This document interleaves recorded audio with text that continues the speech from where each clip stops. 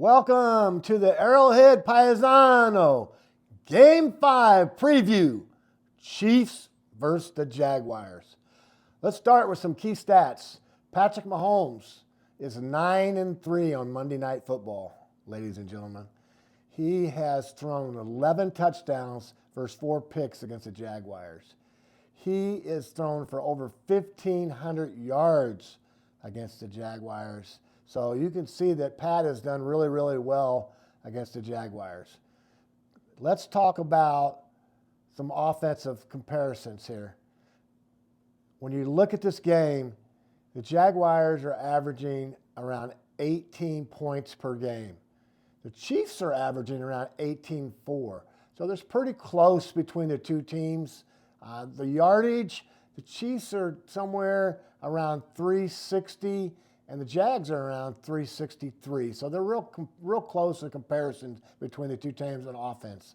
However, Patrick Mahomes has thrown 7 touchdowns to 1 pick, and Trevor Lawrence has thrown 5 touchdowns and 4 picks. So he will turn the ball over. Let's talk a little bit about the defensive side of the ball, comparison-wise.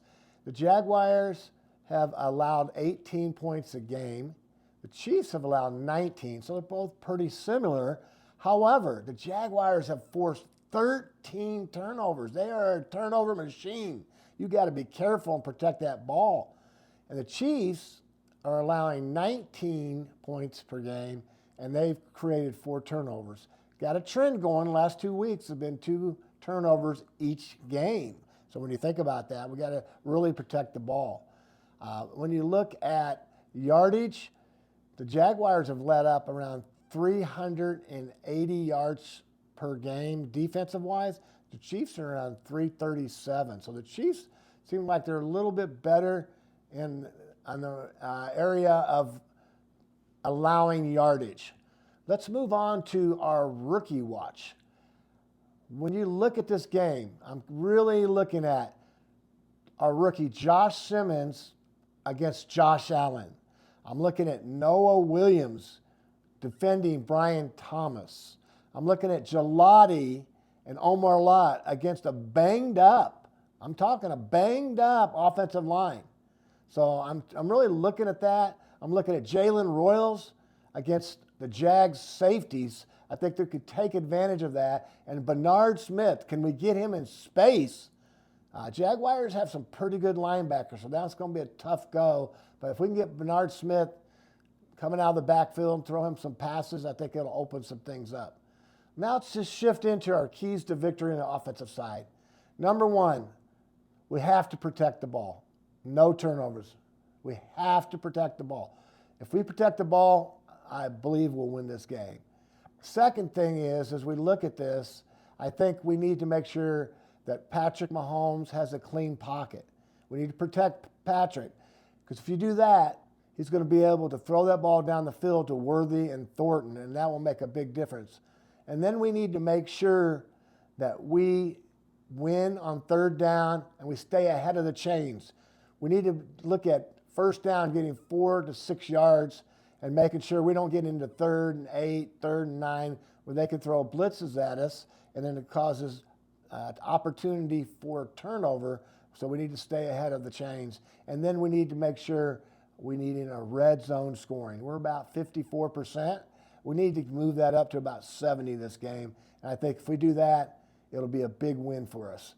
As we get into the defensive side, from a standpoint, we need to make sure we limit and make Jacksonville one-dimensional. We have to stop Trevor Etienne.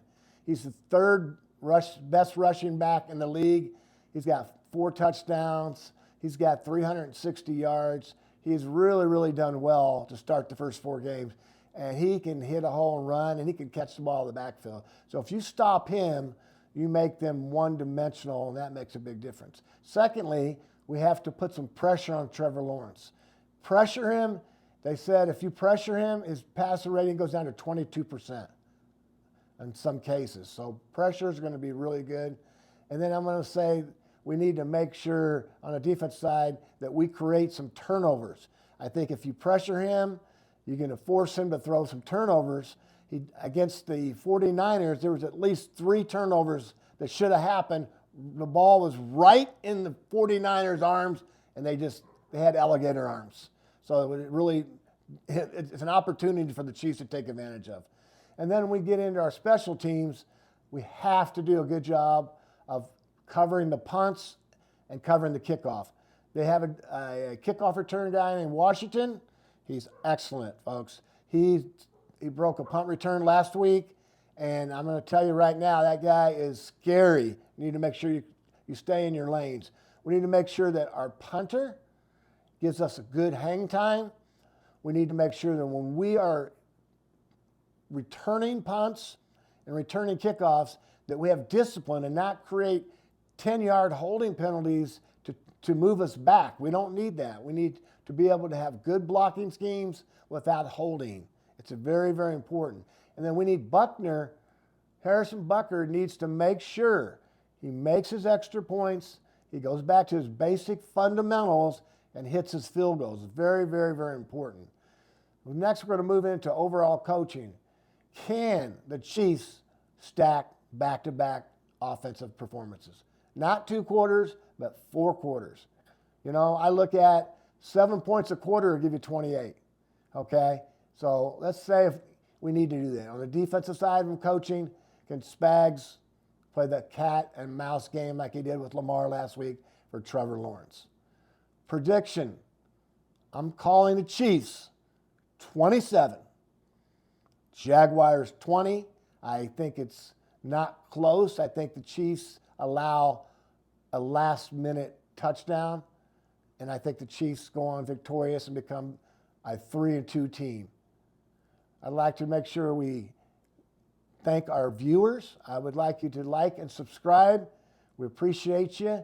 And until our next video, let's go Chiefs!